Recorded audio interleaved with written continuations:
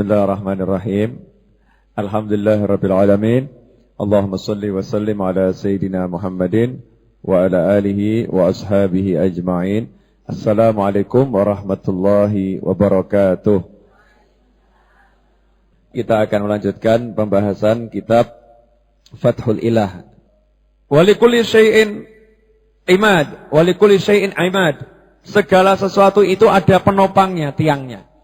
Tubuh manusia ini ada penopangnya, tulang belakang, tulang punggung. Coba kalau tulang punggungnya ini rusak, lumpuh atau sehat? Lumpuh. Segala kuncinya ada di tulang punggung. Kalau rumah ini ada pondasinya. Gentengnya sehebat apapun, ya catnya sehebat apapun, pondasinya goyang, ambruk. Ya kan ambruk seperti itu. Mobil di situ ada kaki-kakinya. Kalau kakinya teklek ya mobilnya nggak bisa jalan. Meskipun mesinnya sehebat apapun. Semua ada penopangnya, ada pondasinya. Wa imadu hadzal din al-fiqh. Dan yang menjadi penopang agama ini adalah al-fiqh. Fiqh di situ bukan cuma ilmu hukum, bukan. Fiqh dalam arti yang luas. Memahami agama. Ngerti sholat, ngerti puasa, ngerti zakat, ngerti ilmunya hati dan lain sebagainya. Dan dalam sebuah riwayat dikatakan wa warada man ja'ahul mautu wa huwa yatlubul ilma la yuhyiya bihil Islam fa bainahu bainal anbiya darajatun wahidatun fil jannah. Siapa yang meninggal dunia saat lagi cari ilmu dengan niatan untuk menghidupkan Islam, ya, untuk syariat Islam lillahi taala, maka antara dia dan Nabi itu cuma terpaut satu anak tangga. Derajatnya itu cuma terpaut satu anak tangga. Cedak atau jauh ini? Cedak. Pangkatnya itu cuma tinggal satu strip. Tambah satu strip lagi jadi nabi dia. Cuman nggak mungkin dia jadi nabi. Makanya di bawahnya persis. Dari apa dapat makomnya? Karena cari ilmu untuk memuliakan Islam. Meninggal dunia seperti itu. Makanya cita-cita saya kan cita-cita boleh atau Bu ya? Boleh. Saya tuh pengen meninggal pas ceramah. Jangan sekarang tapi ya. Oh cita-cita, jangan nggak punya cita-cita mati, nggak punya. Harus punya cita-cita matinya gimana? Nanti tahu mati pas jengking kan naudzubillah min dzalik. Cita-cita meninggal bagaimana harus dicitakan. Saya pengen meninggal pas sujud, pengen meninggal pas dalam kondisi sholat berdiri. Saya meninggal ketika dalam kondisi berpuasa, meninggal dalam kondisi ngaji. Kalau nggak dicita-citakan ya nggak dapat. Orang tuh harus punya pengennya dulu. Kalau saya pengennya tengah-tengah ceramah, pas mandeknya itu bagus, terus kena ya. Maka saya kalau ceramah mesti bariki mati gitu. Panitianya yang bingung ya, geger urusan gitu ya.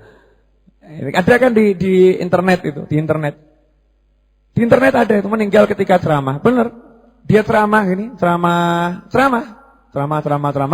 terus tiba-tiba meninggal. Bener. Di internet. Saya pikir, wah enak bener nih. Udah di masjid, mesti ceramah, dijemput malaikat Israel. Itu kira-kira langsungnya kemana itu? Jalan tol ya. Langsung ke surga. Ibu-ibu pengen meninggalnya pas apa Bu? Masak. Jangan ya Bu ya. Walaupun itu bagus nyenengin bojo, tapi jangan pas masak, pas ngaji atau apa. Minta husnul khotimah. Tapi dikasih tahu husnul khotimahnya itu bentuknya seperti apa. Kemudian dikatakan dalam hadis yang lain, Rasulullah SAW bersabda, "Ittala'tu lailatal mi'raj 'alan nar, fa ra'aitu aktsara ahliha al-fuqara." Qalu ya Rasulullah, minal mal? Qala la bal minal ilm. Kata Rasulullah SAW, waktu saya mi'raj, Isra Mi'raj, saya lihat ke neraka. Ternyata isinya neraka itu kebanyakan adalah orang miskin. Jadi yang di neraka itu kebanyakan orang miskin. Sahabat nanya, ya Rasulullah, miskin duit? Miskin gak punya duit? Oh bukan miskin gak punya duit. Lah miskin apa? Miskin ilmu, gak punya ilmu. Berarti kebanyakan yang masuk neraka orang-orang yang bodoh dalam memahami agama. Kebanyakan seperti itu. Ya, makanya kalau kita udah mau belajar, ini ciri-ciri kita insya Allah tidak akan masuk neraka. Insya Allah akan masuk surga. Dalam hadis yang lain disebutkan, innal malaikata la tadau ajnihataha li talibil ilm ridwan bima yasna. Sesungguhnya para malaikat meletakkan sayap-sayapnya untuk para penuntut ilmu, karena malaikat itu senang dengan perbuatan orang-orang yang cari ilmu. Artinya, kita waktu jalan menuju majelis, yang kita injak itu bukan aspal, yang kita injak sayapnya malah malaikat. Ketika kita duduk di sini, bukan karpet warna coklat ini atau warna kuning ini yang kita injak krem, tapi yang kita duduki adalah sayapnya malaikat. Artinya apa? Kita betul-betul diangkat, dimuliakan, dijunjung oleh malaikat sampai sayapnya, nyoh sayapku ida-idaan. Seperti kalau jenengan ada orang jalan, ya, jenengan karena muliakan terus tengkurap, silakan jalan di atas punggung saya. Ini kan sebuah kehormatan atau kepemuliaan. Seperti itu malaikat muliakan kita. Di samping itu arti yang kedua, malaikat yang tadinya terbang kemudian mandek, turun, berhenti, meletakkan sayapnya, malaikatnya tidak terbang lagi, duduk manggon di situ, ikut cari ilmu, bahkan mendoakan orang-orang yang cari ilmu. Nah, kalau udah di dunia, kumpulnya aja sama malaikat, kira-kira surga atau neraka? Kumpulmu harus apa? Maka boleh ibu ngomong, saya tuh tiap hari kumpul malaikat. Boleh. Ya jelas malaikat kanan kiri kan ya kumpul ya. Kanan kiri itu gak ngapusi, kanan kiri apalagi ikut pengajian. Malaikat-malaikat terus berdatangan kumpul bersama kita semua. Kemudian dikatakan di sini man salaka tariqan yaltamisu fihi ilman yassarallahu lahu tariqan ilal jannah. Siapa yang menempuh suatu jalan untuk mencari ilmu, Allah memudahkan jalannya menuju surga. Jadi kalau orang pengen gampang masuk surga, cari ilmu sebanyak mungkin. Sering pergi cari ilmu, maka kakinya karena sering melangkah ke tempat untuk cari ilmu, kakinya nanti ke surga gampang. Ketika jalan di Shiratal Mustaqim gak kepleset, kakinya udah biasa ke surga, udah hafal jalannya. Jadi ditaruh kini aja ngerti, tek, langsung dia jalan, udah tahu jalannya. Lah kalau kaki gak pernah diajak pengajian, gak pernah diajak majelis ilmu, majelis zikir, disuruh jalan ke surga bingung arahnya kemana, ya ke blasok nyemplung rokok. Karena gak pernah. Tapi yang sudah rajin majelis ilmu, jalannya ke surga dimudahkan.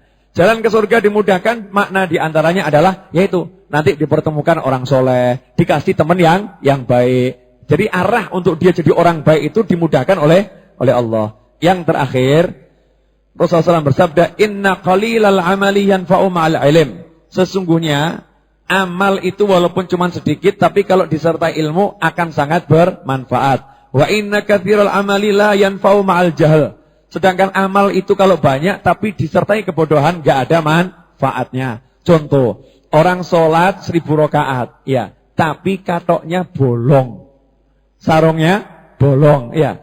Auratnya di antara lutut dan paha ini terbuka.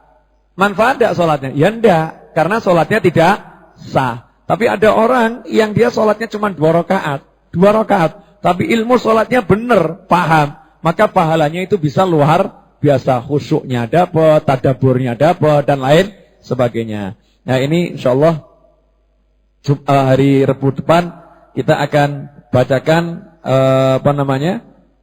yang lebih banyak tentang keutamaan cari ilmu dari ucapan para sahabat dan para ulama, ya, para sahabat dan para ulama, sehingga kita semakin ngerti keutamaan majelis ilmu. Semoga ini bermanfaat. Mari kita tutup dengan surat Al-Asr.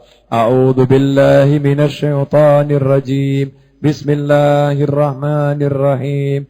Wal 'asri innal insana lafi khusrin illa alladzina amanu wa 'amilus salihati wa tawasaw bil haqqi wa tawasaw bis sabr.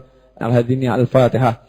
A'udzu billahi minasyaitonir rajim. Bismillahirrahmanirrahim. Alhamdulillahirabbil alamin arrahmanir rahim maliki yaumiddin. Iyyaka na'budu wa iyyaka nasta'in. Ihdinas siratal mustaqim.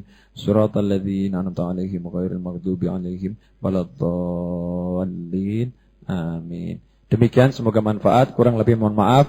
Wabillahi taufik wal hidayah. Wassalamualaikum warahmatullahi wabarakatuh.